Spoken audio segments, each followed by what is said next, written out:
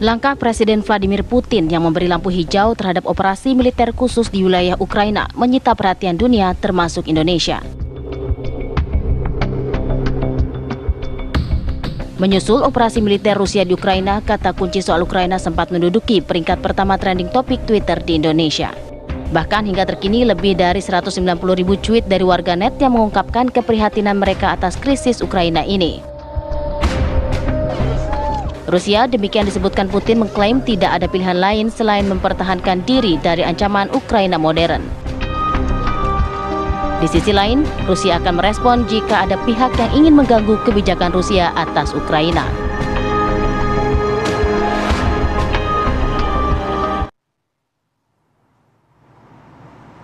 Ya, Ratih dan juga pemirsa, kalau kita lihat di layar kaca saat ini memang langkah ya Presiden Vladimir Putin yang memberi lampu hijau terhadap operasi militer khusus di wilayah Ukraina ini menyita perhatian dunia, termasuk Indonesia dan beberapa pejabat ya, pemimpin di tanah air kita pun juga sudah menyampaikan sikapnya begitu juga ya. Sebagaimana tadi Pak Teguh Faizasyah selaku juru bicara dari Kemenlu juga yang juga sudah menyampaikan sikap pemerintah kita. Ya, bahkan hingga terkini ya kabarnya lebih dari 190.000 tweet dari warganet yang mengungkapkan keprihatinan mereka atas krisis di Ukraina. Dan ternyata memang ada sejumlah akun juga di jagat Twitter ya Vi ya, yang memang memberikan informasi secara langsung, dalam arti update terus-terusan berjam-jam bagaimana kondisi di Ukraina. Ya, itu dia. Dan TV One juga sebagai media informasi publik, kita juga memberikan sepanjang malam tadi ya, sampai dengan dini hari tadi juga informasi perkembangan terbaru. Karena apa? Bukan apa-apa, karena ada cukup bisa tidak katakan tidak banyak, tapi tidak sedikit juga warga negara kita, saudara-saudara kita yang ada di sana. Yang ada di sana. Mudah-mudahan kita tidak mau menggunakan kata terjebak, gitu loh, tapi mudah-mudahan keselamatan mereka, saudara-saudara kita yang ada di sana itu juga terjaga begitu. Baik, kita akan langsung mendalami mengenai hal ini. Sudah bergabung bersama kami via telepon, sudah ada Arya Sandi Yuda, pengamat politik internasional yang sudah bergabung. Melalui Selamat Zoom, pagi. Ya, melalui Zoom ya. Selamat pagi, Mas Arya. Selamat pagi, Mbak. Ya, Mas Arya, nah ini melihat bahwa masih menjadi perbincangan hangat begitu ya Mas. Kalau boleh dirunut sedikit Mas, apa sih akar masalah Rusia dan Ukraina hingga akhirnya Rusia memutuskan untuk operasi militer khusus ke Ukraina? Ya, kalau dilihat sebenarnya akar masalahnya tuh ada di akar sejarah, terus juga kemudian konstelasi politik domestik dan juga tentunya politik kawasan dan internasional. Politik kawasan internasional ini berarti terkait dengan great power seperti Rusia dan juga kekuatan superpower seperti Amerika Serikat. Kalau dilihat dari sejarah, sederhananya sebagai pembuka, kita tahu bahwa dua negara ini dahulunya adalah satu kesatuan ya. Dari mulai sejarah Kievan Rus waktu dalam bentuk imperial gitu ya. Terus kemudian di zaman Soviet itu juga dua negara yang sebenarnya saling menguatkan satu kesatuan Soviet, karena Rusia adalah negara terkuat secara pertahanan, yang keduanya itu Ukraina. Tapi kan sejak Uni Soviet itu pecah, lalu kemudian Ukraina jadi satu negara sendiri, itu kan menjadi satu contender atau kontestasi terjadi antara dua negara ini. Karena dulu Ukraina di masa Soviet adalah salah satu basis industri pertahanan. Ya, sekarang kita kenalnya Ukroboronprom. Kalau kita ke sana ada Ukroboronprom, semacam holding industri strategis pertahanan yang cukup kuat ya, dan dulu ya terkuat kedua di wilayah Soviet. Nah, masalahnya adalah ketika dia sudah pecah, itu kan menjadi negara yang berbeda dengan tentunya ada singgungan-singgungan kepentingan yang berbeda. Pada saat sekarang di politik domestik kita bisa membacanya secara sederhana, ada 3 political camps atau kubu politik dengan haluan yang berbeda.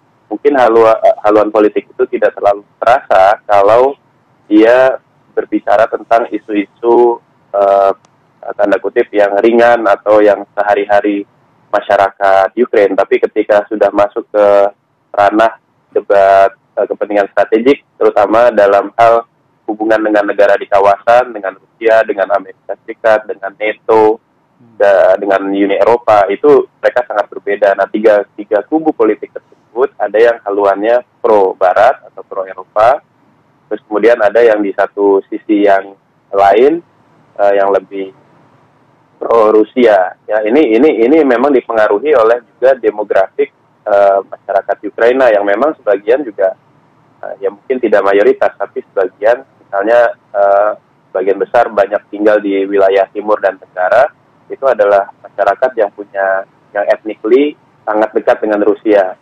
Nah, jadi haluan politik yang juga mungkin akarnya adalah keragaman demografik di Ukraina ini juga yang mempengaruhi. Mungkin ada 3 presiden terakhir yang sangat mempengaruhi situasi di hari ini. Ya. Ada presiden di tahun 2020 sampai 2014, 2014 sampai 2019, dan sampai dengan 2019 sampai dengan sekarang, terutama Volodymyr Zelensky yang sekarang itu kan berhaluan lebih kepada Barat atau Eropa, dan itu sangat berbeda dengan haluan di masa 2010 dan 2010 sampai 2014. Nah, haluan ini juga mempengaruhi bagaimana keras atau hard approach dari negara-negara di sekitar yang dipengaruhi oleh haluan politik dalam negeri Ukraina. Jadi saya kira itu beberapa faktor-faktor, dan juga tentunya haluan politik dari Joe Biden setelah terpilih kan juga mempengaruhi antisipasi dari Rusia, karena Joe Biden kan tentunya berbeda dengan Trump. Joe Biden lebih internasionalis daripada Trump yang isolasionis. Internasionalis artinya dia akan sangat peduli ketika ada kecenderungan negara-negara di kawasan ataupun di dunia terhadap Amerika ataupun tidak. Dan ini gimana? Sorry. Ya, maaf saya satu hal yang mungkin saya ingin minta pandangan, pendapat atau mungkin informasi yang Mas Arya peroleh juga begitu ya, Mas. Vladimir Putin menyebut golongan ini separatis begitu. Nah, kalau kita kaitkan dengan Ukraina ya, kedaulatan dalam negeri mereka, mungkin ini oposisi gitu lah ya, bisa katakan ya, oposisi dari pemerintahan yang memimpin saat ini ya. Apa sih sebetulnya, Mas, yang dilakukan oleh pemerintah incumbent Ukraina terhadap mereka para oposisi ini yang kemudian disebut oleh Putin ini kok separatis gitu? Ya, sebenarnya yang berangkatnya dari jadi yang dimaksud yang sering disebut oleh media atau berita sebagai separatis itu sebenarnya ada di wilayah yang berbatasan dengan Rusia.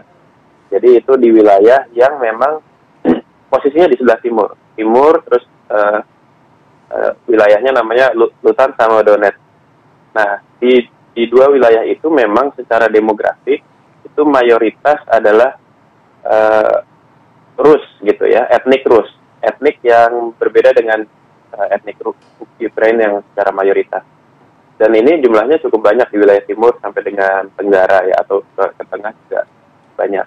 Jadi secara demografis mereka sangat dekat dengan Rusia, terus kemudian secara haluan politik juga sebenarnya itu sebagian, kalau kita tidak bisa bilang mayoritas, sebagian juga cenderung pada pro-Rusia. Ini artinya kuat dukungan dari Kiev atau dari pemerintahan pusatnya Ukraina itu di masa-masa 2010 sampai 2014.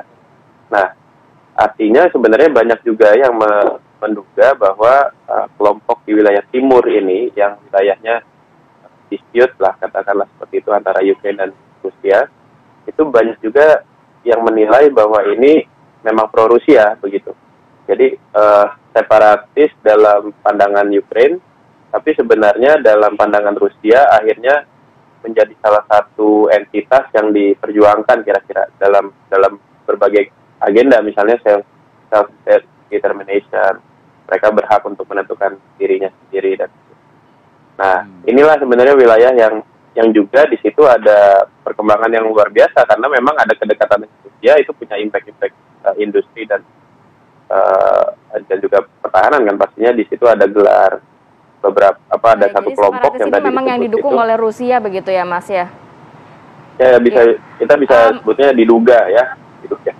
Diduga didukung begitu ya. Mas Arya, nanti mungkin boleh lagi disambung lagi di segmen berikutnya, tapi kita harus jeda dulu sejenak. Nanti saya penasaran kalau berbicara mengenai kekuatan militer dari Rusia dan juga Ukraina kan nggak apple to apple begitu ya Mas ya. Nantinya akankah ada pergeseran peta politik dalam arti nanti mungkin didukungkah oleh Amerika Serikat atau negara-negara lain? Harus seperti apa? Kecaman saja cukupkah atau ada embargo ekonomi dan lain sebagainya? Kita akan sambung lagi nanti ya di segmen berikutnya, tetap bersama kami.